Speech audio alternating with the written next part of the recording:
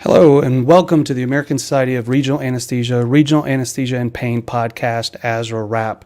I'm your host today, Raj Gupta. I'm coming to you from Nashville, Tennessee. I'm a professor of anesthesiology at Vanderbilt University, and I have the distinct pleasure of talking to some experts in headache management today, and we're going to talk about advances in headache treatment. This is a big problem, particularly migraines, for a huge population in the United States and across the world. And we're going to talk about some of the latest updates in medications and therapeutic treatments for these patients and hopefully improve their quality of life. Before we get to that, I do want to make a couple of announcements related to ASRA pain medicine. First off is, if anybody listened to the podcast last month, we're starting a new trend. We're actually sponsoring each podcast with one of the special interest groups within the ASRA Pain Medicine Society. So this one, there's a special interest group for headache management, and so they're sponsoring this podcast, and we're talking about their topics. And each month, we're going to have a different special interest group that's going to be represented in these shows. So I think it'll spread out the topic areas that we're talking about and make for a broader audience of material to cover within this podcast. Second thing, the Green Anesthesia Special Interest Group is hosting a webinar on October 1st, Saturday, October 1st. And this is a webinar open to all members, and you can register, members and non-members, and you can register for that webinar. I'm going to put the link up here on the screen. And you can go to this link and register for that webinar. It's a full day talking about environmental sustainability in relationship to your acute pain, chronic pain practice, and what we as anesthesiologists, pain physicians can do to help be environmentally conscious in our medical environment. So I think it's going to be a great panel of speakers, a wonderful set of topics. I've seen the schedule. It's really remarkable. So I encourage you to go to the link and register for that webinar. Second thing is I want to mention that the ASRA Pain Medicine Fall Meeting, which is focused primarily on chronic pain management, is coming up very, very soon. But the deadline I really want you to know about is the abstract deadline. So this is coming up August 23rd, and I want to encourage you guys to go to that link and submit your abstracts for this meeting. These meetings are always phenomenally attended, great science, great clinical learning, workshops, hands-on experiences, and of course the connections and collaboration with experts across the country and across the world, in fact, in pain management. And I encourage you guys to go to the meeting, but also submit science. Of note, they are doing a special type of abstract during this meeting. It's a humanities-based abstract. So they want to see submissions from the membership on art, poetry, other visual arts like painting, music, anything that you can think of in the humanities. And this is part of an effort to think about wellness and well-roundedness as part of pain management, both from a professional side for the clinician, but also from a patient perspective in how they deal and cope with their pain struggles. So again, a really unique opportunity during this fall meeting. This is the first one that we're going to have. I've got in my pipeline a couple of photography abstracts I'm going to submit, so we'll see what kind of reception they get at the meeting. With those announcements, I do want to move on to our guests. Let me get everybody up on the screen and let you see them. So I want to introduce our guests. I'll go through each one one at a time. So first off, I have Meredith Broad. She's a clinical associate professor of anesthesiology, perioperative medicine and pain medicine, as well as neurology and neurological sciences at Stanford University. She's board certified in headache and pain and focuses on facial pain. And Dr. Broad is a co-director of the Stanford Orofacial Pain Program. That's a little difficult to say. That's a lot of words there. And serves as the program director for Stanford's Pain Fellowship. Dr. Broad is the ASRA Pain Medicine Headache SIG newsletter liaison, so already involved in these special interest groups. Second, I've got Gaurav Chauhan. Gaurav is an assistant professor of anesthesiology and perioperative medicine and director of the neuromodulation research at the University of Pittsburgh. He was a FAIR Scholar at the 2017 ASA annual meeting and the May 2022 ASRA Pain Medicine Member Spotlight physician. His current research focuses on determining the comparative effectiveness of interventions used for chronic pain management and is currently working on a curriculum development for ultrasound and chronic pain interventions. And then last, definitely not least, is Nat Schuster. Nat is a headache and pain neurologist and associate professor and clinic director at the UC San Diego Center for Pain Medicine. He's an ASRA Pain Medicine Headache SIG chair and executive vice president of the World Headache Society. So I'm hoping you know a couple of things about our topic today. He's a recipient of the Migraine Research Foundation 2018 Impact Award and section editor for the Neuropathic Pain section for the journal Pain Medicine. His research interests include headache and neuropathic pain and is currently conducting the first placebo-controlled trial of cannabis for acute migraines. So I want to welcome all of you. Thank you for being part of the panel and podcast today. I'm going to take a moment and I'll start with myself. We always like to start with any disclosures of conflicts of interest. So just as a disclosure, I'm a member of the board of directors for ASRA Pain Medicine. I'm also an associate editor for the journal Regional Anesthesia and Pain Medicine. I don't think any of those affect my conflicts during this topic of conversation. Meredith, anything to disclose there at the beginning? I'm currently participating in a clinical trial for Rimigepant and trigeminal neuralgia. So I don't know if we're going to get into that, but if we do, I will acknowledge that. And I'm an associate editor for Pain Medicine, the Journal of AAPM. Great. And Gaurav? The only conflict of interest I have is that I have migraines at times. Yeah, I have some every now and then too. So I should have disclosed that at the beginning. But I don't make much money from them. Yeah, absolutely. So similar to you, no conflicts of interest for this podcast. Great. And Nat? I think you're muted, Nat. I've spoken for Eli Lilly on a couple of the new migraine medications, and I've done some consulting for Eli Lilly and for Lundbeck about some of the new migraine medications. Fantastic.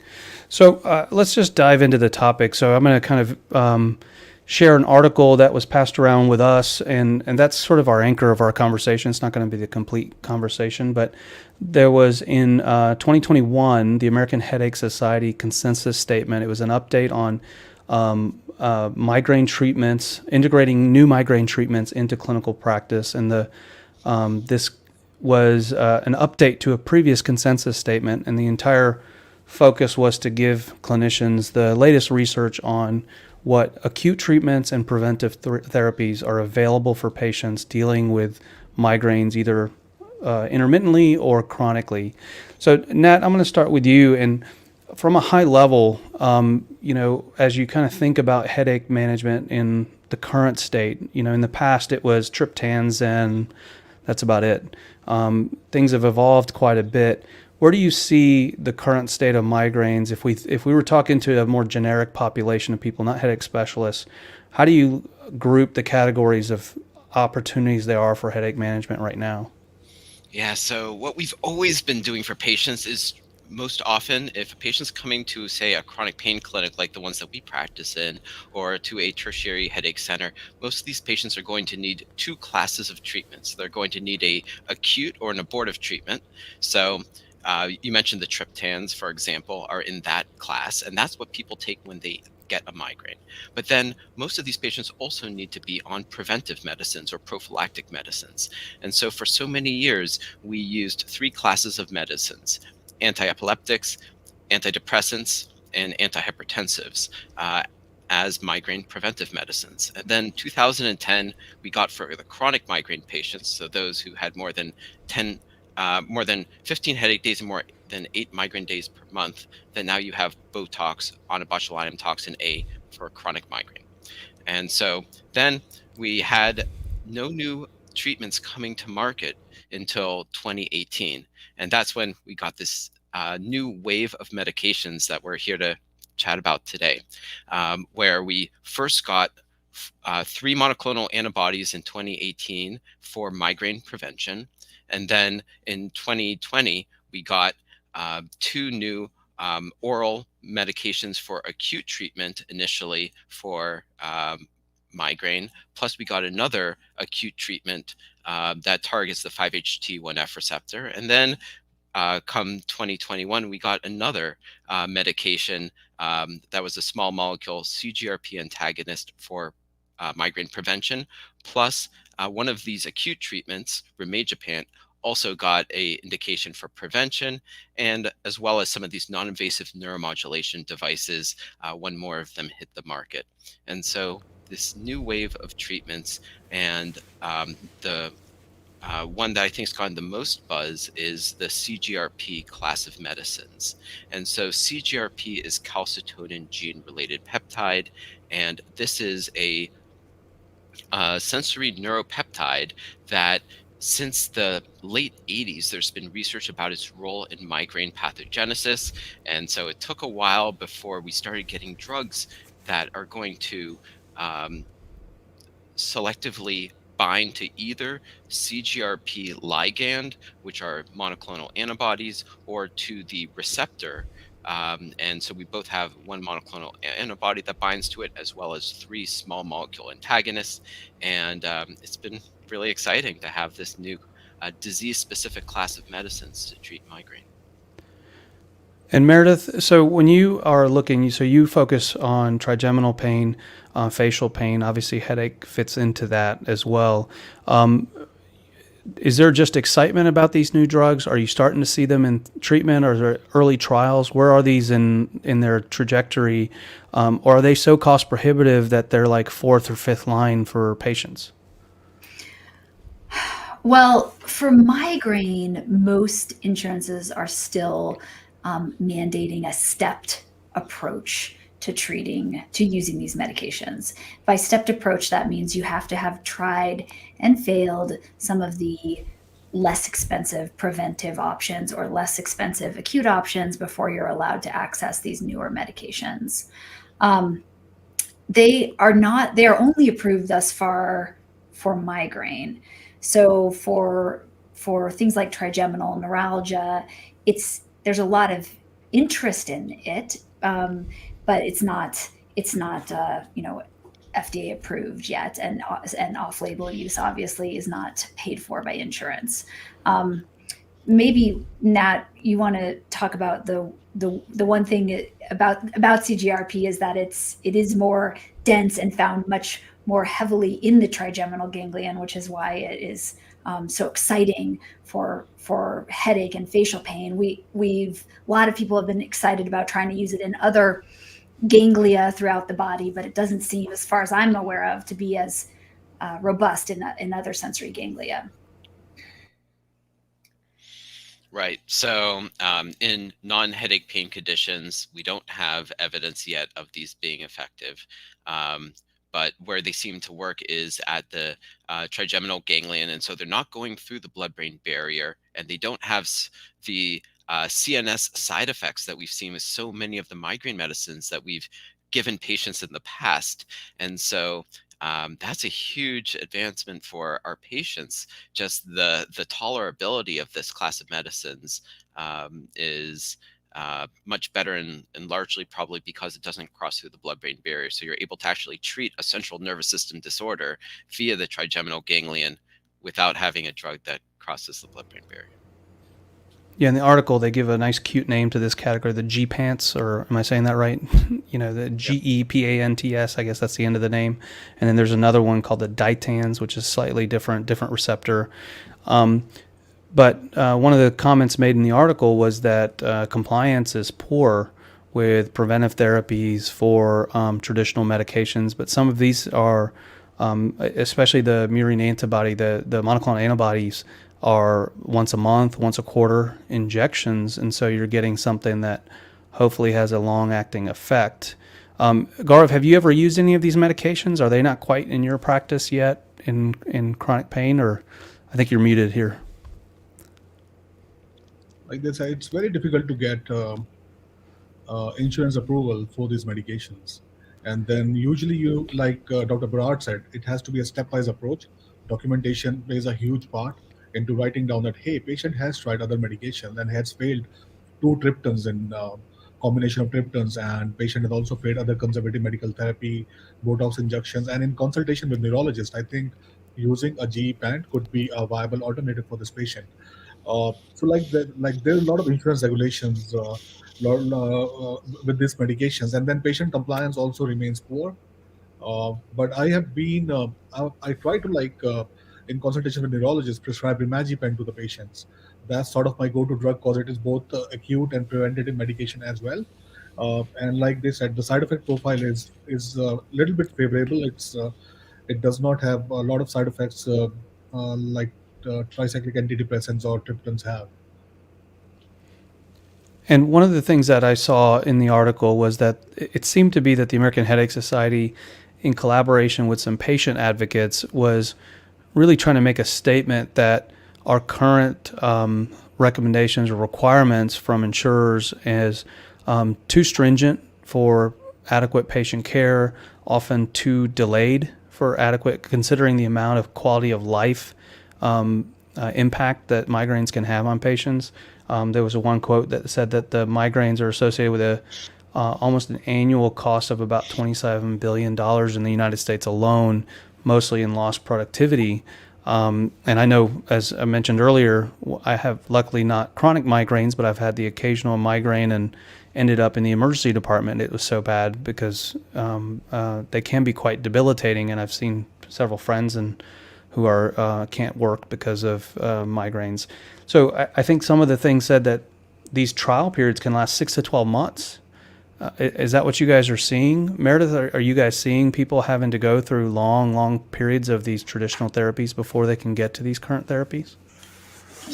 Absolutely. I mean, this is a really big issue. And the American Headache Society scientific meeting, there were many people that were discussing the almost injustice of this issue. And one of the abstracts that one of my groups published was we went back and we looked at all of the literature that has been used to build consensus and to determine what are the best medicines. So, for example, you might have read in your medical school book that propranolol is indicated for migraine treatment. But when you go back and you look at those studies for propranolol, there were 10 patients in 1960 in a maybe a single blinded trial, maybe single blinded at best. And those really bad studies were used to lead to the American Headache Society and the American Academy of Neurology saying that they are probably effective. And that's sort of become our gold standard. Compare those 10 patients in 1960 to the very large, extremely well done randomized controlled trials, double-blind randomized controlled trials of the MABs and the GPANTs today, and there's really just no comparison about how the science was done. So we are struggling as a group to reframe the conversation and to advocate for our patients, because I think most of us feel that these are superior treatments. They have better science behind them. In our clinical practice, patients adhere to them, patients find them more effective, and patients don't come back, which is, a lovely thing for a migraine provider when a patient says, I don't need to see you anymore, Dr. Barad. My headaches are good and well controlled. One of the things that you mentioned, Nat, at the beginning was that there was an evolution from, a opportunity for these new medications, but then there's also opportunities for neuromodulation. I'm going to go to Gaurav about this after you, Nat. Tell me what's happening in neuromodulation, because what I'd seen a few years ago was implantable stimulators. People putting in things very close to spinal cord stimulators, but with multi-lead endpoints that were inserted under the skin, either for supraorbital nerve headaches, for the frontal headaches, or occipital nerve or auricular nerve placements. And these are not benign treatments. They were traumatic, and people I saw many times had erosion of leads go through. It sounds like people have moved on from that. Is that correct? And what's the current neuromodulation therapies that people are using? Yeah, so three big established neuromodulation companies. They did trials looking at occipital nerve stimulation in the early 2000s, and none of those were really had a good enough signal for efficacy. Also taking into account the complication rates, that those three companies wanted to further explore that. So at this point, insurance coverage of occipital nerve stimulation is pretty limited. And certainly, I think everybody, whenever probably the last, four conferences I've been at where there's been panel discussions about this topic, that the consensus has been that certainly patients should be using onabotulinum toxin A and the CGRPs, trials of monoclonal antibodies before you're thinking about implantable therapies. I'm sure there's going to be ongoing clinical trials using some of the newer peripheral nerve stimulators and trying to develop and further explore uh, peripheral nerve stimulation for migraine. But at this point, it's certainly, not where it was. The enthusiasm's not where it was before we got the CGRPs and onabotulinum toxin A. But we have these non-invasive neuromodulation devices.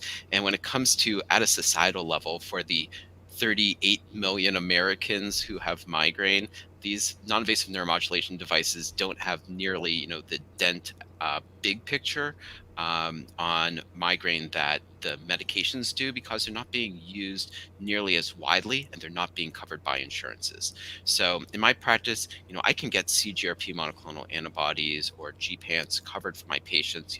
I know what steps to take them through. I can get them very quickly.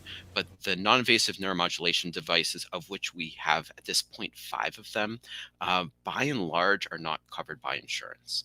So the first one that we had was a supraorbital nerve stimulator called Cephaly that patients wear on their forehead. And that is, at this point, it is over the counter. I can just give patients the website. They can go online, they can order it. It's not cheap. And it's helpful for some patients, not helpful for everybody, but certainly something that I've recommended for many of my patients. What is not cheap, out of curiosity? Do you know, is it like hundreds of dollars, thousands, tens of thousands? Around $400. Okay. All right. Yeah. Well, I mean, if you're in pain, a visit to the ER costs more than that. So, $400, if it works for you, may not be expensive. Depends on how you're looking at it. Yeah, absolutely. And patients, if they find that's not effective, they have 2 or 3 months that they can mail it back and get their money back. So that was the first one. And then there is a single pulse transcranial magnetic stimulation device, STMS Mini, and that has the best evidence for migraine with aura. So then that one came to market, and then another one that's a vagus nerve stimulator that patients hold up to their necks, and they can use that for some of the trigeminal autonomic cephalalgias, including cluster headache, as well as for migraine. So that was the third one that came to market, and then the fourth one is a device called Nerivio. That's an armband, and so they discussed that in these new guidelines. And that one can only be used at this point for acute migraine treatment.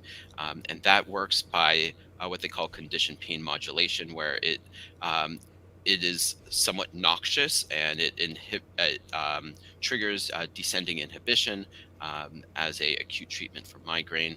And then the most recent one that I think is still in a limited launch, but I probably have maybe around probably 10 patients who have used it at this point, is a combined supraorbital and occipital nerve stimulator. And that's called Relivion. And so that's the newest one that's come to the market. And so all these can be used for some patients. I use this almost invariably in patients who have already tried some of the things that are covered by insurance, with the exception being those patients who say, doc, I do not want a medication, then I might go to some of those. But for the most part, I like to have my patients using the things covered by insurance before we start going into some of these things that are not covered by insurance. So Gaurav, Nat talked about several of these, and I know you have an interest in neuromodulation. Have you had an opportunity to use these on your patients? What has their experience been like with some of these things, if you have? So Neuralink for Relivion, this occipital and supraorbital device is something that I was looking into, and there is no there is the studies done on this device are basically done by the company. There is no institutional or third party studies at this point that I'm aware of. Um, I haven't used neuromodulation for this, but we have used intrathecal pump therapies using pre-alt and opioids for migraine headaches. Um, Making sure that the catheter is really high at like C2, C3 level. And we actually published on one of the case reports in which we used lumbar pre-alt therapy and patient has resolution of migraine. Neuromodulation, like Dr. Schuster said, it's a lot of issues when we use neuromodulation for migraine treatments. Basically, number one limitation is that you can cause infections, you can make things worse. Lead erosions, lead migrations, and accessing the cavity can sometimes be a problem. Like there was phenopalatine neurostimulation um, that was trialed in Europe in 2014. It didn't catch on because it really sits in that foramen and can induce infections.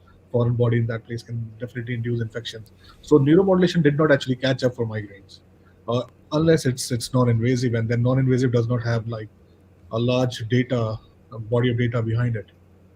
But I think So, G pens and these newer treatments are more effective than some of the data published by non-invasive neuromodulation and can prove so to be more. I'm going to play my ignorance card here. So you said something about the intrathecal, Yes. high intrathecal placement, and you said pre-alts. What does that mean? What does pre-alts mean? So pre-alt is ziconotide. It's one of the medications that we use for chronic pain, for refractory chronic pain. We use pre-alt treatment therapies in intrathecal pump. Um, like I So said, that's not stimulation. That's you're not putting that, stimulating that, wires intrathecally. that's not stimulation. Okay, That is just intrathecal therapies that we used, and like I see. the evidence is anecdotal. Like we had few case reports in which it worked for migraine patients. Okay, so still pretty experimental or, Yes. novel treatments. Yeah, Meredith. Raj, I just want to interject here. So, Nat and myself and a consensus panel put out a nice paper reviewing all of the procedural studies available, randomized controlled trials for migraine, and it was part of our consensus panel that there were no randomized control trials looking at intrathecal medication for migraine. And so we recommended strongly against it. So I do think that that's like very, very strongly anecdotal. Yes. I do think maybe we could go back to stimulation, to implantable stimulation, because I do think this is going to come around on the guitar again with all of the peripheral nerve stimulators that, Sprint First, which has gained approval by the FDA to implant above the neck. And so the biggest issue with implantable stimulation when it started back in the early 2000s, and we had several large randomized controlled trials looking at various different types of ways to implant stimulation, is that it moved. And that is the problem with the neck, is that it is a very mobile place, and it's a struggle to really get the stimulators to sit and to stay put, and for that to translate into effective pain control. So you had something like 40% side effects in the patients, and 20% movement of the stimulators, and like these are big numbers, and that's not gonna work well for carrying this into the future. But if you could solve that issue, if you could do maybe a temporary peripheral nerve stimulator for somebody that's having an acute exacerbation and really getting into a hot area of their headaches, there's a lot of, I think that there's a lot of interest in peripheral nerve stimulation, and I would say like there's a lot more science in there that we should go to and look to and get excited about, rather than intrathecal, which I think really puts our, is kind of needs a lot more science behind it before we're ready to say that's the next option for patients with migraine. Yeah, there are newer generation neuromodulation devices like StemWave that do not require an IPG. Like the IPG is inbuilt inside the lead itself. So all you need to do is just implant it, and there is no IPG outside.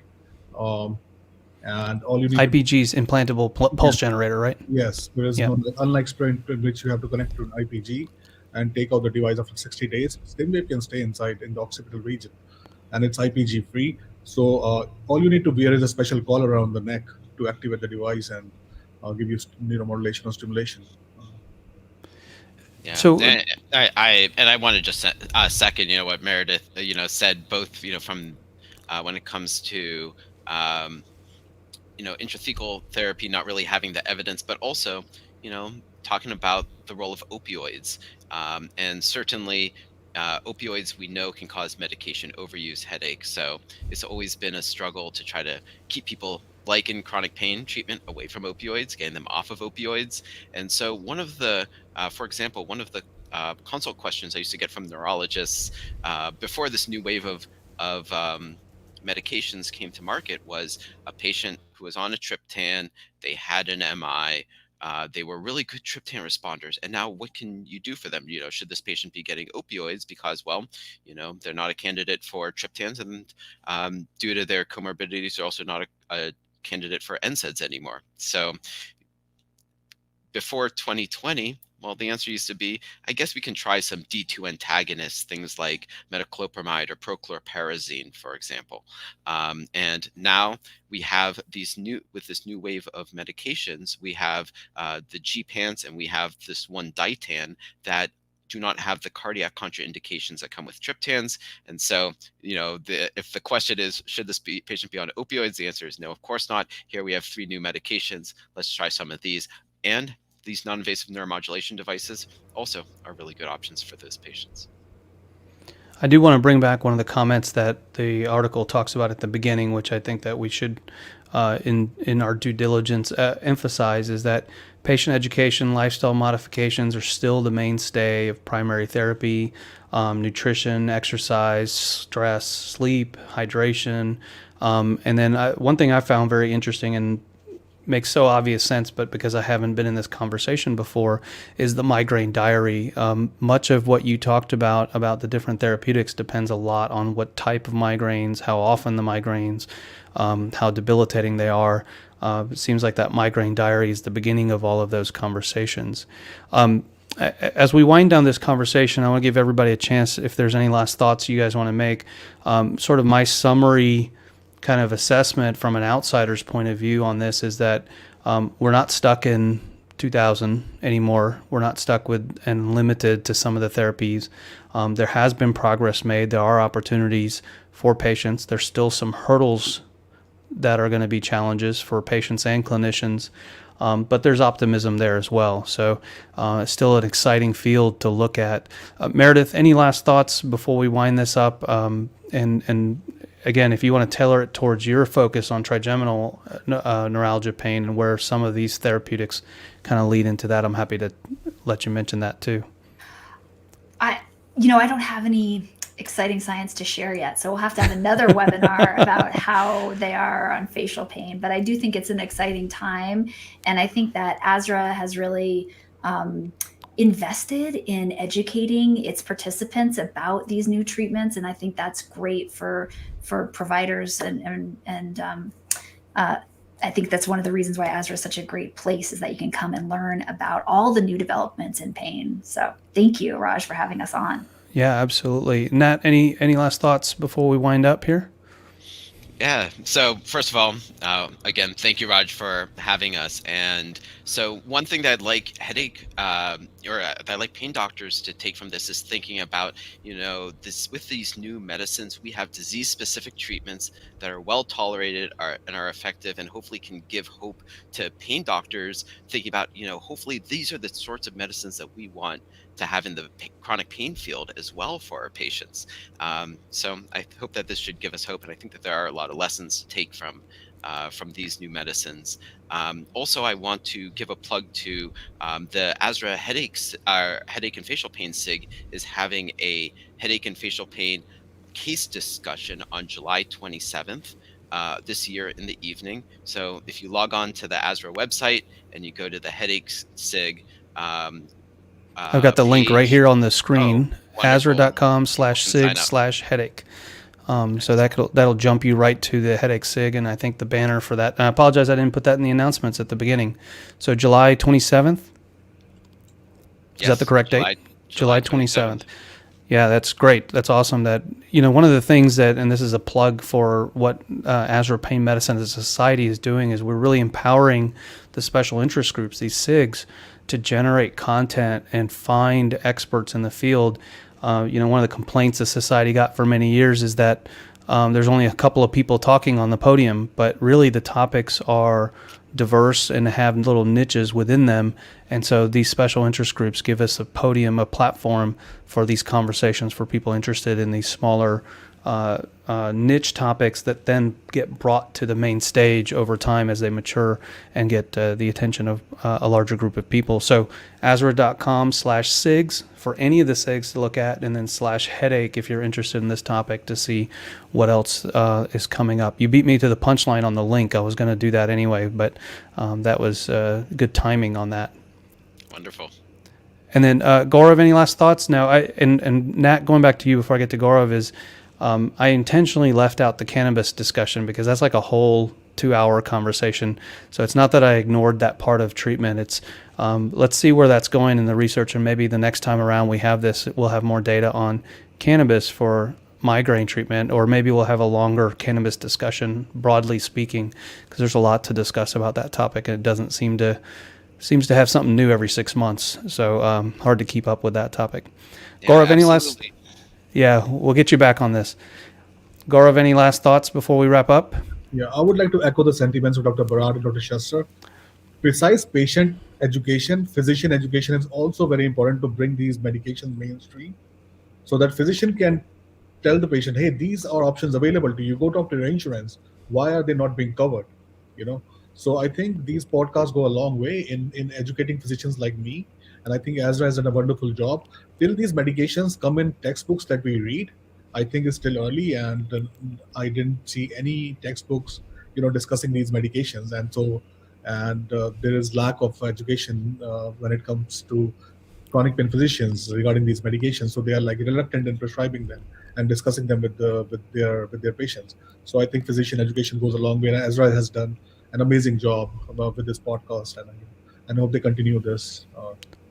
Absolutely. Thank you. And I'm a firm believer that, all of our decision making should be rooted in science as much as possible, but the science moves at a certain pace, textbooks move at a slower pace, Absolutely. and then innovation, research, clinical experience moves at a faster pace. And somewhere in the middle of all of that, we have to get to changing practice over time, hopefully as much evidence-based as possible. So I'm a firm believer in sharing information on these platforms so that we can learn from each other in that fastest phase, but then hopefully the literature follows to give us more sound grounding on some of these therapies as people are exploring options for their patients who honestly are suffering on a regular basis. Some of them are and are looking for options.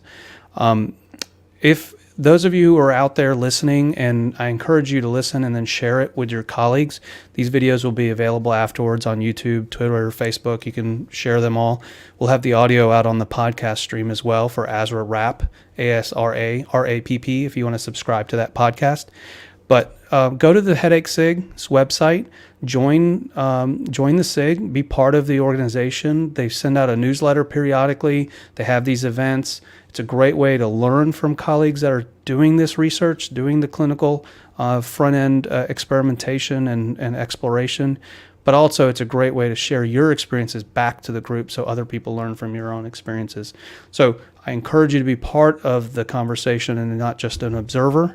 So those of you out there listening, and feel free to share and encourage your colleagues to continue this conversation. I want to thank you all, Meredith, Nat, Gaurav. It's a wonderful conversation about a topic that I don't get to do clinically, so I learn a lot from this experience. And my treatment of choice has been Phenergan, promethazine for my headaches. So hopefully there's a few more options out there if I ever have to. Luckily, haven't had a migraine in a while, but hopefully I'll have some options if I have to suffer through that one more time. So thank you guys for being part of this, and I look forward to seeing you at the meeting. Hopefully you'll be at the fall meeting, and I'll be there, and we'll get to chat in person as well. Thank you guys.